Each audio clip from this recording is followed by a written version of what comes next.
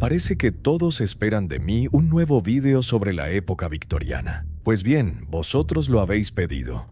Hoy tengo algo que contar, y es la historia de uno de los asesinos más aterradores de aquella época, Jack el Destripador. Todos sabemos perfectamente que hubo un asesino que operaba en Inglaterra, pero vamos a profundizar un poco más e intentaremos seguir sus huellas ensangrentadas directamente hasta la niebla más espesa de la lejana Albión. Esta es una historia negra.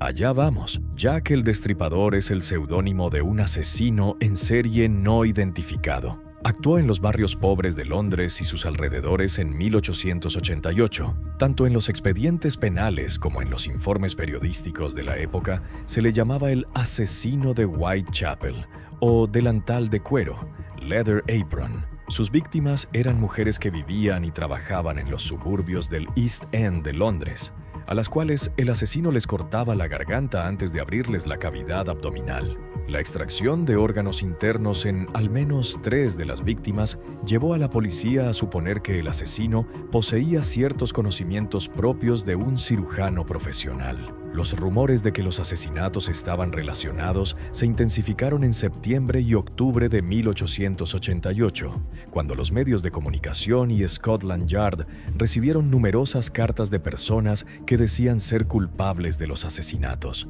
El nombre de Jack el Destripador surgió de una carta escrita por alguien que afirmaba ser el asesino. Existe la opinión generalizada de que esta carta fue una invención y pudo haber sido escrita por periodistas con el objetivo de aumentar el interés en la historia y elevar la tirada de sus periódicos. En la carta Desde el Infierno, From Hell, recibida por George Lusk del Comité de Vigilancia de Whitechapel, venía la mitad de un riñón humano conservado, supuestamente extirpado a una de las víctimas.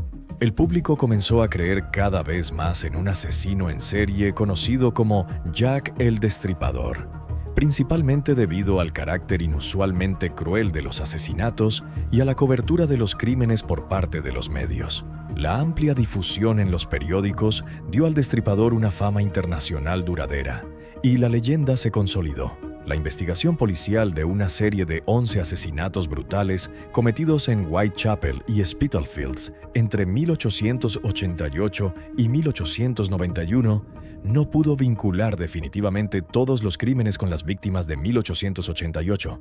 5 mujeres, Mary Ann Nichols, Annie Chapman, Elizabeth Stride, Catherine Eddowes y Mary Jane Kelly, son conocidas como las 5 canónicas. Sus asesinatos, ocurridos entre el 31 de agosto y el 9 de noviembre de 1888, se consideran a menudo los más relacionados entre sí.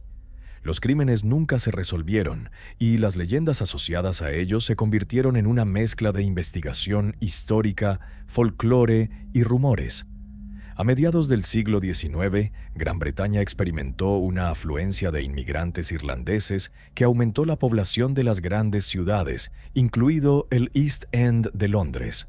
A partir de 1882, refugiados judíos que escapaban de los pogromos en la Rusia zarista y otras regiones de Europa del Este emigraron a la misma zona. Whitechapel se volvió cada vez más superpoblado, y para 1888 su población había aumentado a unos 80,000 habitantes. Las condiciones de vivienda y de trabajo empeoraron, y la proporción de la clase baja aumentó significativamente.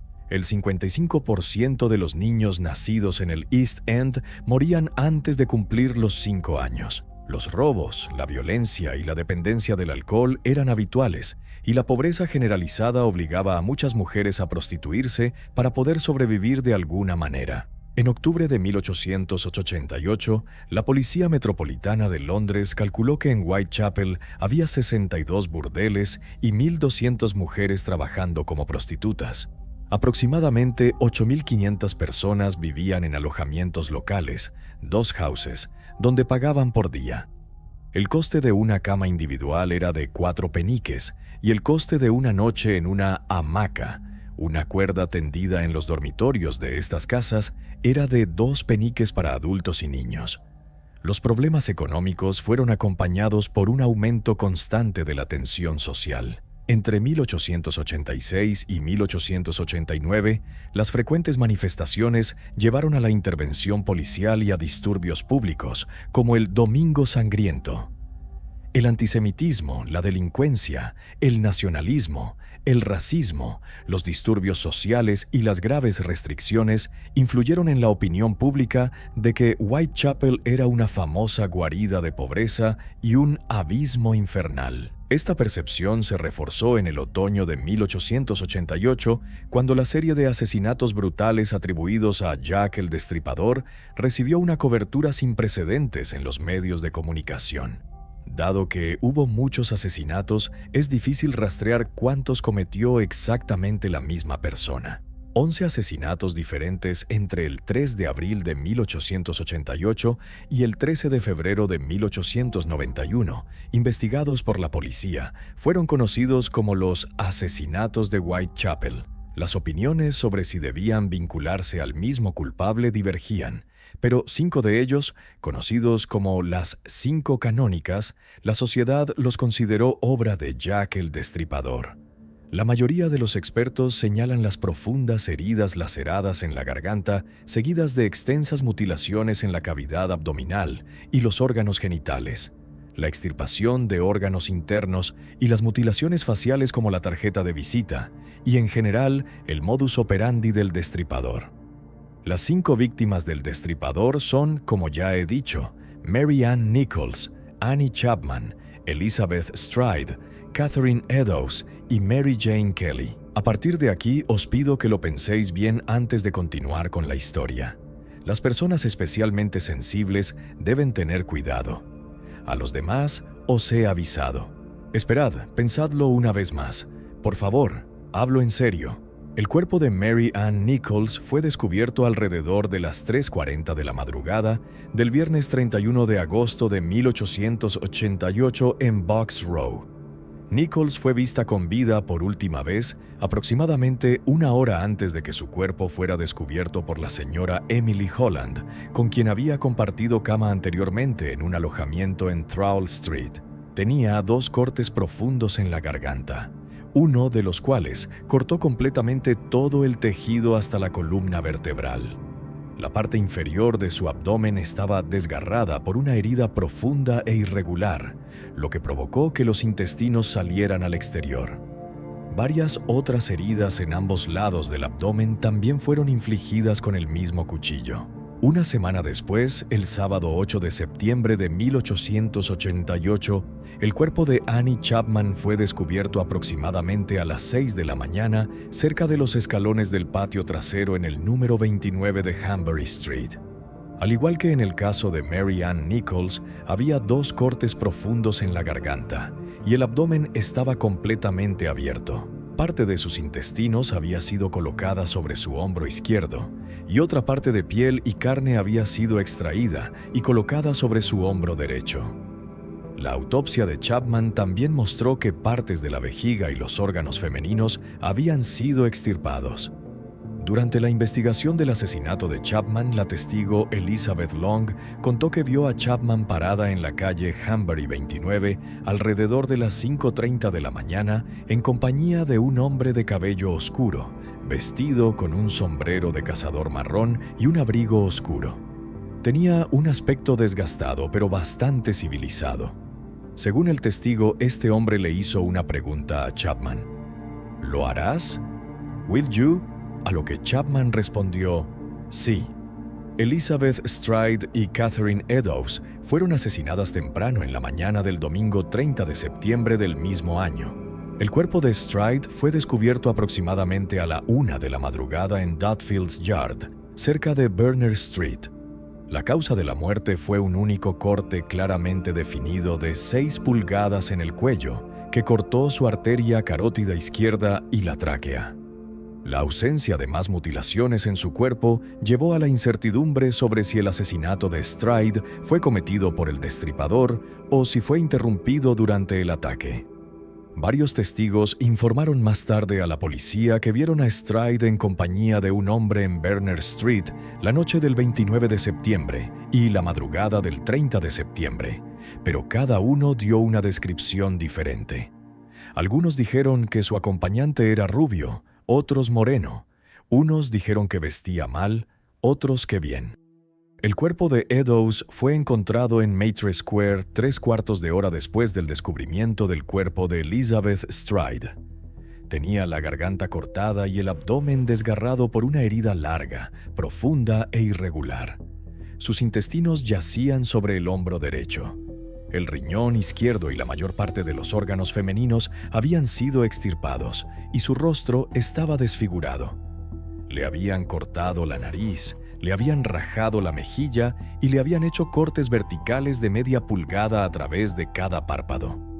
En cada una de sus mejillas se habían tallado cortes triangulares cuyos vértices apuntaban hacia los ojos de Eddowes, y parte del pabellón auricular y el lóbulo de su oreja derecha se encontraban en los bolsillos de su ropa. El cirujano que realizó la autopsia del cuerpo de Eddowes declaró que, en su opinión, las mutilaciones requirieron al menos 5 minutos. Poco antes del asesinato, un vendedor local de cigarrillos llamado Joseph Lawende pasó por la plaza con 2 amigos y describió haber visto a un hombre rubio de aspecto desgastado y a una mujer que posiblemente era Eddowes. Los acompañantes de Lawende no pudieron confirmar su descripción.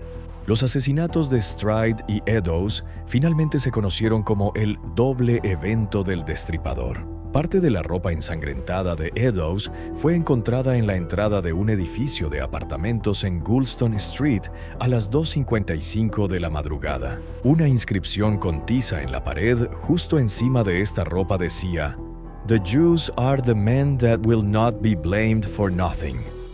Los judíos son los hombres que no serán culpados por nada. Esta inscripción se hizo conocida como la inscripción de Goulston Street.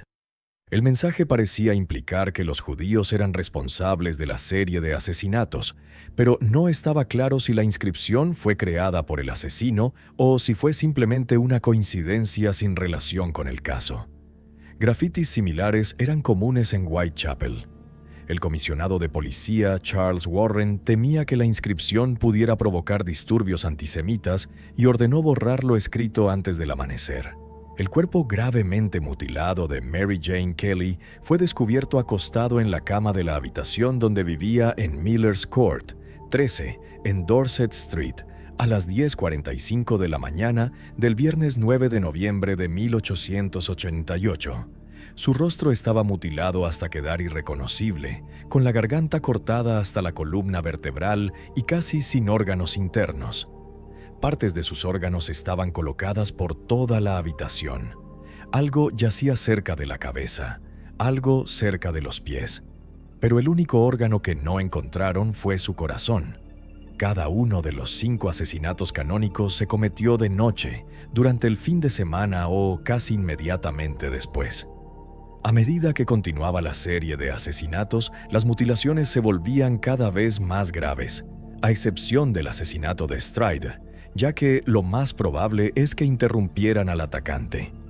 La creencia histórica de que estos 5 asesinatos canónicos fueron cometidos por el mismo criminal proviene de documentos contemporáneos que los vinculan. En 1894, Sir Melville Macnaghten, asistente del jefe de policía de la Policía Metropolitana y jefe del Departamento de Investigación Criminal, escribió un informe que decía: "El asesino de Whitechapel tuvo 5 víctimas, y solo 5 víctimas".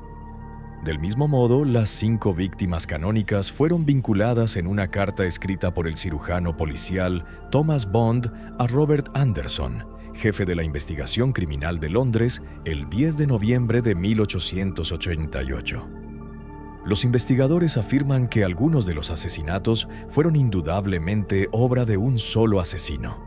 Autores como Stuart Evans y Donald Rumbelow sostienen que las 5 canónicas es un mito sobre el destripador y que 3 casos, Nichols, Chapman y Eddowes, pueden vincularse definitivamente al mismo criminal, pero existe menos certeza sobre si Stride y Kelly fueron asesinadas por la misma persona, y viceversa. Otros creen que 6 asesinatos fueron obra de un solo asesino. El doctor Percy Clark, asistente del patólogo George Baxter Phillips, vinculó solo 3 asesinatos y pensó que los demás fueron cometidos por personas dementes que imitaban al criminal. En resumen, todo era bastante confuso y nadie tenía una opinión clara al respecto.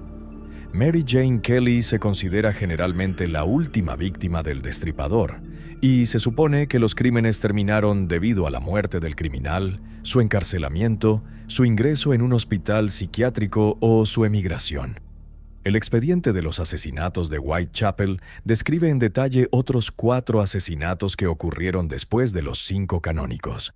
El asesinato de Rose Mylett, Alice Mackenzie, el asesinato llamado El torso de Pinchin Street y Frances Coles. El cuerpo estrangulado de Rose Mylett, de 26 años, fue encontrado en Clark's Yard el 20 de diciembre del mismo año. No había signos de lucha, y la policía creía que se había ahorcado accidentalmente con el cuello de su vestido estando en un estupor etílico, o que se había suicidado. Sin embargo, las débiles marcas dejadas por una cuerda en un lado del cuello indicaban que Mylett había sido estrangulada. En la investigación de la muerte de Mylett, el jurado emitió un veredicto de asesinato. Alice Mackenzie fue asesinada después de la medianoche del 17 de julio de 1889 en Castle Alley. Recibió 2 puñaladas en el cuello y la arteria carótida izquierda fue completamente cortada. Se encontraron varios moretones y cortes menores en su cuerpo. Uno de los patólogos, Thomas Bond, creía que era un asesinato del destripador, aunque su colega George Baxter Phillips, que había examinado los cuerpos de 3 víctimas anteriores, no estuvo de acuerdo. Las opiniones de los escritores también se dividieron entre quienes sospechan que el asesino de Mackenzie copió los métodos de Jack el Destripador para desviar las sospechas de sí mismo, y quienes atribuyen este asesinato al propio Jack. El torso de Pinchin Street era el torso de una mujer no identificada de entre 30 y 40 años, descubierto bajo un arco ferroviario en Pinchin Street el 10 de septiembre de 1889. Los moretones en la espalda, la cadera y el brazo de la víctima indicaban que la fallecida había sido brutalmente golpeada poco antes de su muerte. Parece que fue asesinada aproximadamente un día antes de su descubrimiento. A las 2:15 de la madrugada del 13 de febrero de 1891, el agente Ernest Thompson descubrió a una prostituta de 25 años llamada Frances Coles, yaciendo bajo un arco ferroviario en Swallow Gardens. Tenía un corte profundo en la garganta, pero el cuerpo no estaba mutilado, lo que sugiere que Thompson asustó al atacante. Coles todavía estaba viva, pero murió antes de que llegara la ambulancia. El fogonero de 53 años, James Thomas Sadler, había sido visto previamente bebiendo con Coles y se sabe que discutieron aproximadamente 3 horas antes de su muerte. Sadler fue arrestado y acusado de su asesinato. Durante algún tiempo se le consideró el destripador, pero luego fue liberado por falta de pruebas. La gran mayoría de los archivos de la policía de Londres relacionados con su investigación de los asesinatos fueron destruidos durante la guerra con los alemanes. Los archivos conservados permiten estudiar en detalle las acciones de investigación de la época victoriana. Un gran grupo de policías llevó a cabo la investigación por todo Whitechapel. Se recopilaron y examinaron materiales forenses. Los sospechosos fueron identificados, encontrados y examinados más de cerca o excluidos de la investigación. La policía moderna de Londres, por cierto, trabaja bajo el mismo principio. En total se interrogó a más de 2.000 personas, se sospechó de más de 300 y se detuvo a 80. Después de los asesinatos de Stride y Eddowes, el comisionado de la policía de la ciudad, Sir James Fraser, ofreció una recompensa de 500 libras esterlinas por el arresto del destripador. Bajo sospecha estaban carniceros, cirujanos y médicos. Una nota conservada del comandante Henry Smith, comisionado interino de la policía de la ciudad, indica que las coartadas de los carniceros y matarifes locales fueron estudiadas cuidadosamente y, como resultado, fueron excluidos de la investigación. Un informe del inspector Swanson del Ministerio del Interior confirma que se visitó a 76 carniceros y matarifes y que la investigación abarcó a todos sus empleados durante los 6 meses anteriores.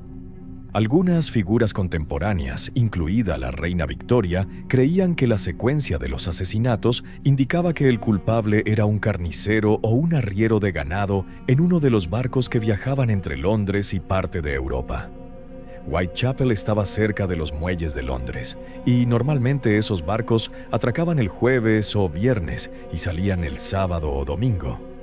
Los barcos de transporte de ganado fueron inspeccionados, pero las fechas de los asesinatos no coincidían con sus horarios de entrada en los muelles.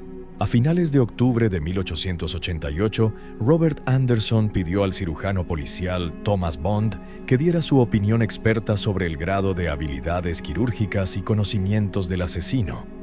La opinión de Bond sobre el carácter del asesino de Whitechapel es la descripción más temprana del criminal, perfilación criminal. La evaluación de Bond se basó en su propio examen de la víctima más gravemente mutilada y en los registros de la autopsia de los 4 asesinatos canónicos anteriores. Escribió: "Los 5 asesinatos fueron indudablemente cometidos por la misma mano. Los cortes iban de izquierda a derecha. Todas las circunstancias del asesinato me llevaron a la conclusión de que las mujeres estaban acostadas durante el asesinato y en cada caso primero les cortaron la garganta". Bond estaba categóricamente en contra de la idea de que el asesino poseyera algún conocimiento científico o anatómico, o incluso conocimientos técnicos de carnicero o matarife de caballos. En su opinión, el asesino debía ser un hombre de hábitos solitarios. Bond también declaró que el impulso de matar podría haberse desarrollado a partir de un estado mental vengativo o reflexivo, o que una manía religiosa podría ser la base de lo hecho. Pero no creo que ninguna hipótesis sea precisa y verdadera. Además de las contradicciones y la falta de fiabilidad de los informes contemporáneos, los intentos de identificar al asesino se ven obstaculizados por la ausencia de pruebas forenses conservadas. El análisis de ADN de las cartas conservadas no da resultados definitivos. El material disponible ha sido manipulado muchas veces y está demasiado deteriorado para dar algún resultado. Hubo afirmaciones mutuamente incompatibles de que la evidencia de ADN apuntaba irrefutablemente a 2 sospechosos diferentes, y la metodología de ambos también fue criticada. La concentración de asesinatos en fines de semana y días festivos y a poca distancia unos de otros indicó a muchos que el destripador tenía un trabajo fijo y era un hombre de un barrio pobre. Otros pensaban que el asesino era un hombre educado de clase alta, posiblemente un médico o un aristócrata que se atrevía a venir a Whitechapel desde un barrio más acomodado. Tales teorías se basan en percepciones culturales, como el miedo a la profesión médica, la desconfianza hacia la ciencia moderna o la explotación de los pobres por los ricos. Años después de los asesinatos, se incluyó en la lista de sospechosos a prácticamente cualquier persona remotamente relacionada con el caso en documentos contemporáneos, así como a muchos nombres famosos que nunca fueron considerados en la investigación policial, incluido un miembro de la familia real británica, un artista o un médico. Todos los que vivían en ese momento murieron hace mucho tiempo, y los autores modernos pueden acusar a cualquiera sin ninguna evidencia histórica que lo respalde. Existen muchas teorías diferentes sobre la identidad y la profesión de Jack el Destripador, pero las autoridades no llegaron a un consenso sobre ninguno de ellos, y el número de sospechosos nombrados supera el centenar. A pesar del interés constante en el caso, la identidad del destripador sigue siendo desconocida.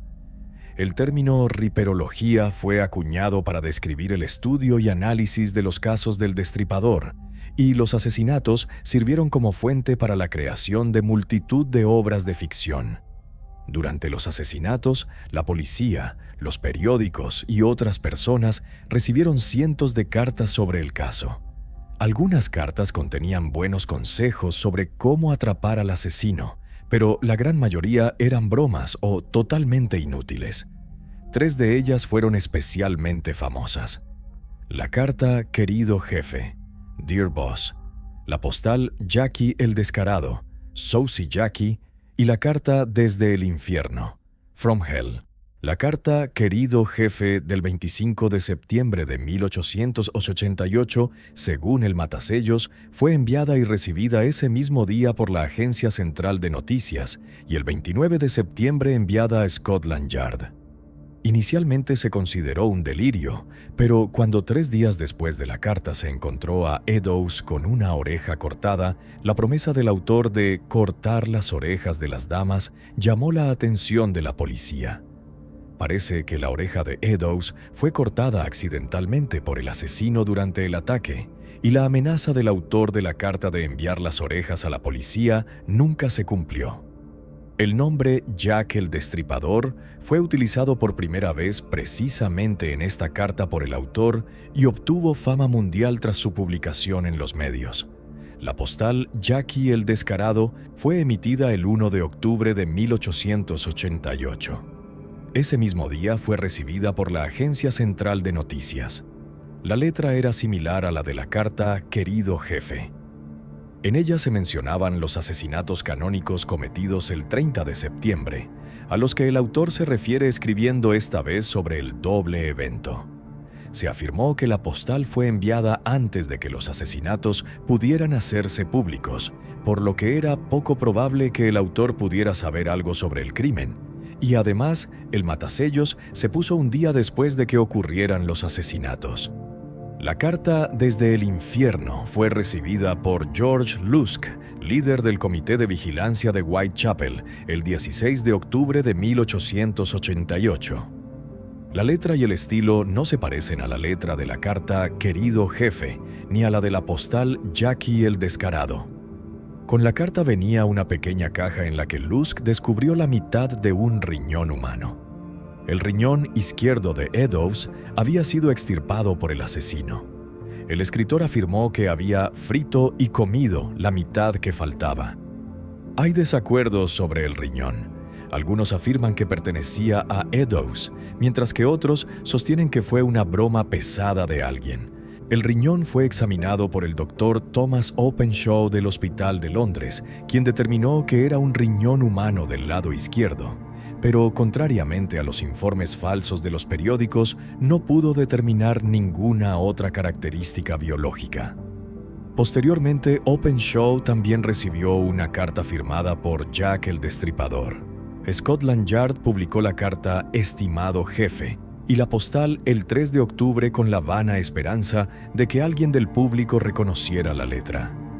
Uno de los detectives explicó en una carta al subsecretario del Departamento del Interior: "Creo que todo esto es un engaño, pero por supuesto estamos obligados a tratar de identificar al autor, a pesar de todo".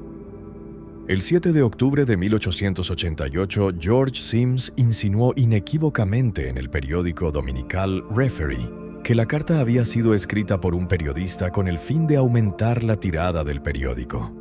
Más tarde, los policías afirmaron haber identificado a un periodista concreto como el autor de la carta Querido Jefe. El periodista fue identificado como Tom Bolin.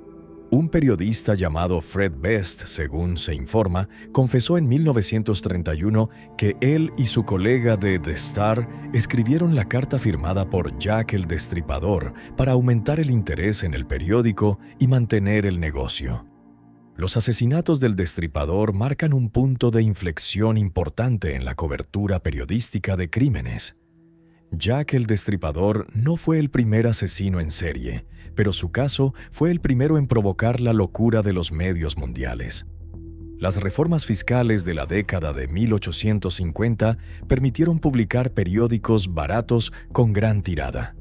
En la época victoriana tardía crecieron como setas, incluyendo periódicos de circulación masiva que costaban solo medio penique, así como revistas populares como Illustrated Police News, gracias a la cual el Destripador obtuvo publicidad popular.